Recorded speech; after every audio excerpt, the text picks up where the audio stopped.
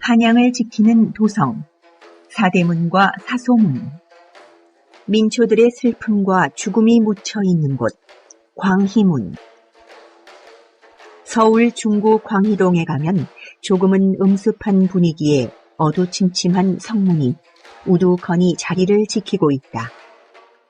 이곳이 바로 광명의 문이라는 뜻을 지닌 광희문이다. 조선의 수도 한양에는 사대문과 사소문이 있었다. 모두 조선을 방비하기 위한 목적으로 견고하게 지은 것들인데 사대문으로는 일반적인 백성들의 출입이 있었고 사소문은 일반적인 출입 이외에 특수한 목적도 있었다. 그중 광희문은 시신을 내보내던 문으로 시구문이라고 불리기도 했다. 사소문 중 서소문과 함께 그 역할을 수행했던 것으로 보여진다. 이외에도 수구문으로 불리기도 했는데 이는 근처에 청계천이 지나가고 있었기 때문이다. 다른 대문, 소문들이 세워질 때인 태조 5년 1396년에 세워진 문으로 처음 세워지고 조선이 망할 때까지 시신이 드나드는 문으로 기능했다고 한다. 임진왜란 때 파괴되었으나 숙종 시절 복원하였고 6.25 전쟁 때 다시 파고되었다. 이후 1900년대 중후반에 복원 사업이 진행되어 지금은 그 모습을 되찾았다. 광희문이 시신이 드나드는 문이 된 데에는 조선 건국 시절부터 지켜진 법대문이었다. 조선의 뼈대를 이루는 법전, 경국대전에는 도빈 한성부에서 묘를 쓰는 것을 금지했다. 이 법 덕분에 도성 안에서 죽은 사람은 도성을 벗어나 심리를 더 가야 비로소 땅에 묻혀 안식을 취할 수 있었다.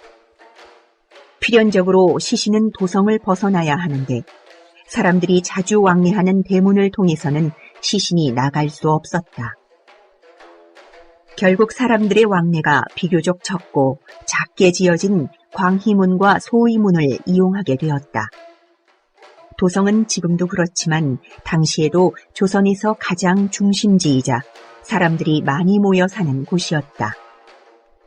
중년이는 끊이지 않았고 마찬가지로 광희문 역시 한적한 날이 없었다.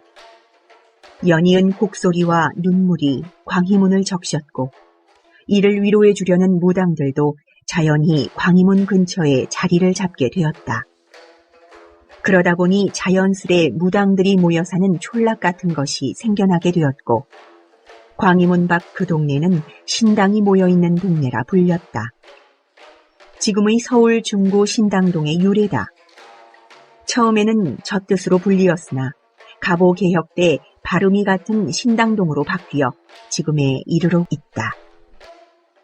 이처럼 무당들이 모여있고 사시사철 시신들이 드나드는 문이다 보니 평상시에는 양반은 물론 일반 백성들도 이곳으로의 출입을 꺼렸다.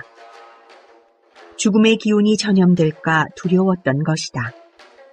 헌데 이곳을 통과하여 도성을 빠져나간 치욕적인 임금이 있다. 바로 인조다. 인조 14년인 1636년 청나라가 조선을 침략한다. 병자호란의 시작이다. 앞선 이괄의 난으로 방비할 여력이 없던 조선은 모래성처럼 허물어져 버렸고 한양도 금세 점령되기에 이른다. 이때 인조는 사방을 포위한 청나라 군사들의 눈을 피하기 위해 시신이 다니는 문인 광희문으로 도성을 벗어났다. 치욕적인 도주였다. 결국 삼전도의 굴욕을 당하고 인조는 도성으로 돌아온다. 광희문에는 조선 역사에서 희생된 민초들의 눈물과 한이 서려 있는 곳이다. 1800년대 천주교 박해 때는 천주교인들의 시체가 산더미처럼 쌓여 있었고 일제가 들어왔을 때는 저항한 광복군, 조선 군인들의 시체가 버려졌다. 한양 가면 시구문 돌가루를 긁어오라는 말이 있다. 아무리 지독한 병마도 수많은 원귀에 단련된 시구문을 이길 수는 없다는 뜻이다.